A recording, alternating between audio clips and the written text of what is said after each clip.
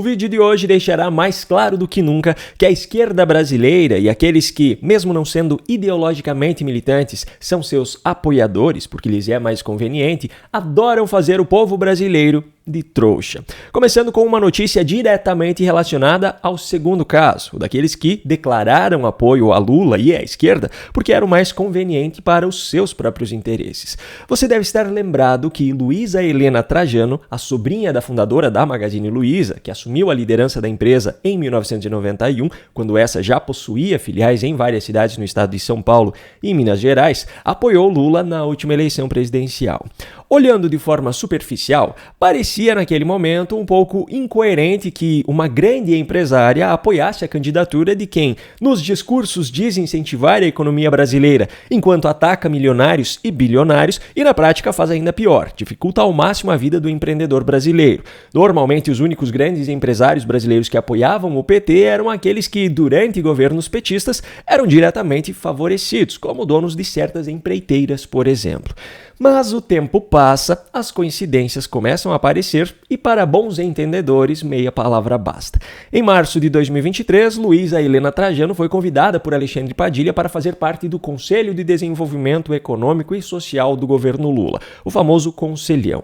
Mais tarde, a empresária posicionou-se a favor da taxação de compras internacionais de até $50, o que não foi nada além do esperado e também não foi exclusividade da esquerda e de seus apoiadores. Empresários como Luciano Hang, o dono da Havan, adotaram a famosa filosofia amigos, negócios à parte e defenderam a aprovação desse imposto. Mas nessa semana saiu uma notícia que mostrou que, para o caso de Luísa Helena Trajano, a defesa da aprovação dessa taxação não era apenas uma questão de competitividade, mas também de oportunidade. Por que apenas apoiar uma decisão que leva à elevação no custo para consumidores comprarem dos seus concorrentes, se você pode aproveitar dessa elevação para vender as mesmas coisas, mas ficando com uma fatia desse dinheiro? A Magalu fechou uma parceria com o AliExpress para vender produtos dos chineses no Brasil pelos dois marketplaces.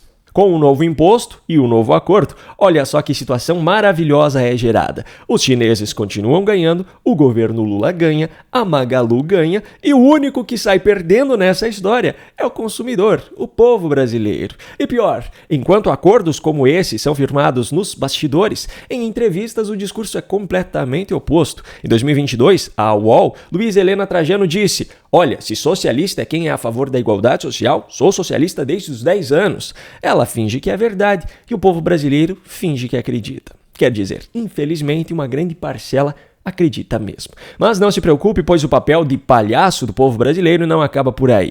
Participando de um fórum de estudantes brasileiros na Universidade de Oxford, no Reino Unido, o atual presidente do Supremo Tribunal Federal, Luiz Roberto Barroso, defendeu mais uma vez a regulação das redes sociais. Veja a argumentação dele.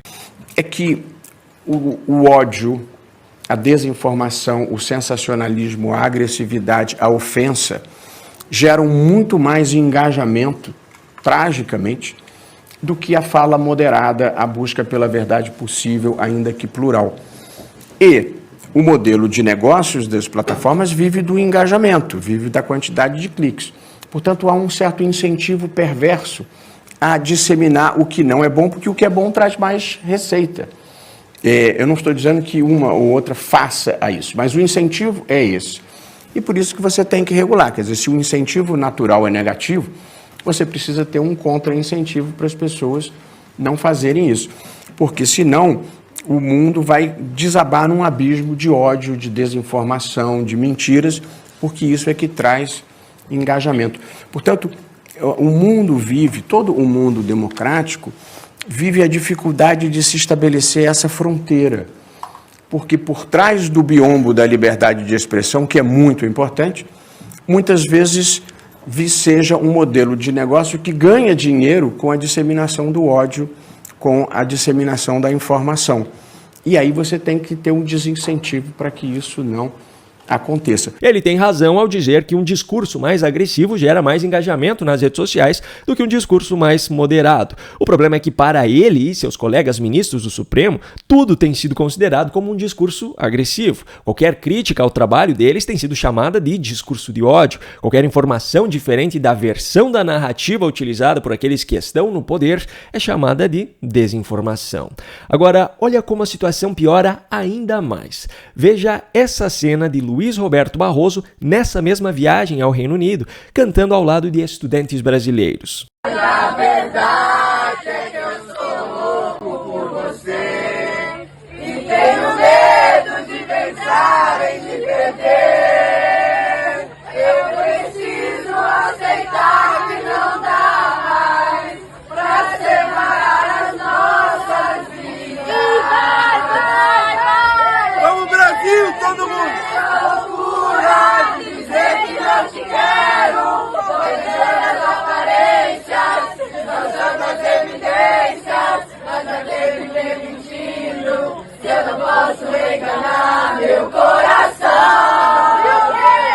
Eu sei que te amo. É óbvio que todo ser humano tem o direito de ter os seus momentos de lazer, de descontração, mas também é óbvio que uma pessoa pública precisa ter cuidado com aquilo que se torna público, ainda mais quando se trata de uma pessoa que ocupa um cargo tão sério e importante quanto de ministro do Supremo Tribunal Federal. Pior ainda no caso de Barroso, que é o atual presidente da corte.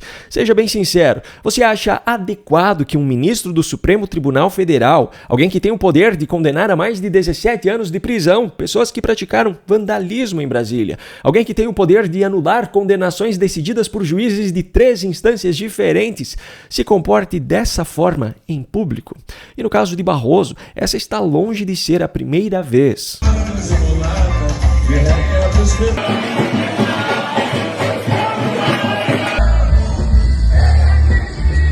Só que se eu digo que eu acho ridículo uma postura como essa vinda de um ministro da Suprema Corte, a minha opinião hoje é chamada de discurso de ódio, é chamada de ataque à instituição democrática. Eu posso ser incluído em um inquérito no Supremo Tribunal Federal por estar fazendo incitações.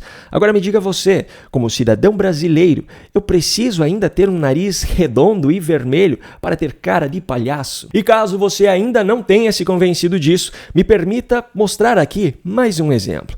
Quando queimadas eram registradas em regiões como a Amazônia ou o Pantanal durante o governo anterior, a culpa era atribuída ao governo.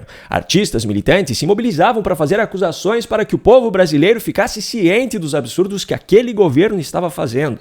Aliás, até mesmo depois do início do governo Lula, a gestão anterior ainda levava a culpa pelas queimadas durante o governo Lula, como as acusações feitas por Marina Silva em 2023. Só que agora, depois de 1 ano e meio de governo, até mesmo dentro da lógica esquerdista já está ficando ridículo colocar a culpa ainda no governo Bolsonaro. Diante disso, a postura da ministra do Meio Ambiente no governo Lula, Marina Silva, passou a ser de que os atuais incêndios no Pantanal são fenômenos que estão acima da capacidade humana de controle e que a culpa disso não é do governo, é da sociedade. Desde o início de maio que nós já estamos em uma situação de pronta ação.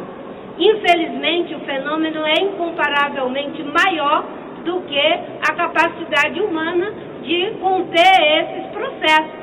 É uma estiagem prolongada, a bacia está em escassez hídrica severa, o Pantanal não tem atingido seguidamente a cota de cheia, assim como os rios da Amazônia. Então, nós temos que nos preparar para o problema da mudança climática, não é só o governo. Quem tem que se preparar é o conjunto da sociedade. Isso, infelizmente, é o novo normal. E nesse novo normal, é preciso que as pessoas tomem consciência de que não estamos agindo apenas repetindo o passado. As pessoas renovando pastagem usando fogo, ou fazendo queima controlada, para fazer aberturas de plantio ou qualquer que seja a atividade.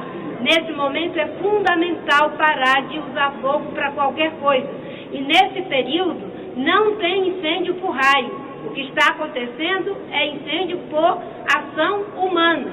Portanto, está na mão das pessoas, na mão de cada um, evitar que isso possa continuar se alastrando. Como é malvado o povo brasileiro, não é mesmo? Durante o governo Bolsonaro, éramos todos anjinhos sendo vítimas de um governo opressor e irresponsável. Agora, no governo Lula, passamos a ser os vilões, até mesmo criminosos. Somos culpados por aquilo que acontece e que pode prejudicar a imagem de um governo que é tão bom para o Brasil. Tem como ser mais hipócrita do que isso? Agora, falando em situações climáticas, eu quero aproveitar para pedir a sua ajuda para as vítimas das enchentes no Rio Grande do Sul, mais uma vez. O assunto deixou de ter grande repercussão na imprensa, mas a situação das famílias gaúchas ainda é a mesma. O Marcos, um inscrito aqui do canal lá do Rio de Janeiro, está coordenando uma corrente solidária para ajudar essas pessoas de diferentes formas. Ele já conseguiu organizar o envio de mantas e cobertores, de barracas grandes para que as pessoas desalojadas possam se abrigar com um pouco mais de dignidade e também na campanha de adoção de famílias para ajudar no seu processo de reconstrução.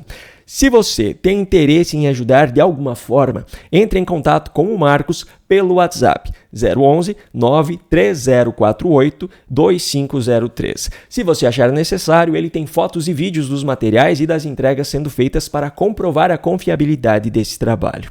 Se você gostou desse vídeo, recomendações de outros aqui do canal aparecerão na sua tela. E se você quer receber os novos vídeos publicados por aqui, se inscreva e ative o sininho de notificações. Um grande abraço e até o próximo vídeo.